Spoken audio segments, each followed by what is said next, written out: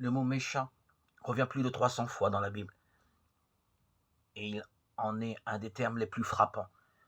En réalité, méchant signifie dans la Bible envoûté, ensorcelé. La loi de l'être est harmonie parfaite et cette vérité est immuable.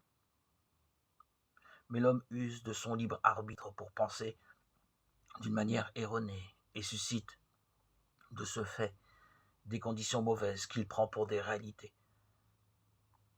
Elles en ont si bien l'apparence qu'il oublie que c'est lui qui les a forgées. Il s'ensorcelle lui-même et subit une sorte de fascination. Naturellement, tant qu'il est sous ce charme, il doit en subir les conséquences. Néanmoins, ce n'est qu'un envoûtement, une illusion dont il peut se libérer en se tournant vers Dieu. La seule manière de rompre cette emprise, c'est de penser à Dieu. Jésus y fait allusion quand il parle de la porte étroite ou du chemin étroit.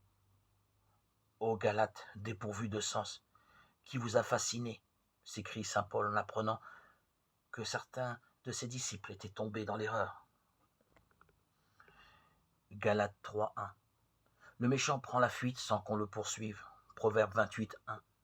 Les méchants se tournent vers le séjour des morts, l'enfer. Psaume 9.18. Que le méchant abandonne sa voie et l'homme d'iniquité ses pensées, qu'il retourne à l'Éternel, qui aura pitié de lui. Ésaïe 55.7. Tous ces versets montrent ce qui arrive quand nous laissons fasciner par nos propres pensées.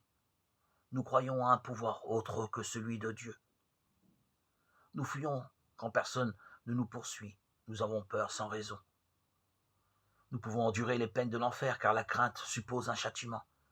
Mais quand nous nous tournons vers Dieu, l'emprise prend fin et l'harmonie est restaurée.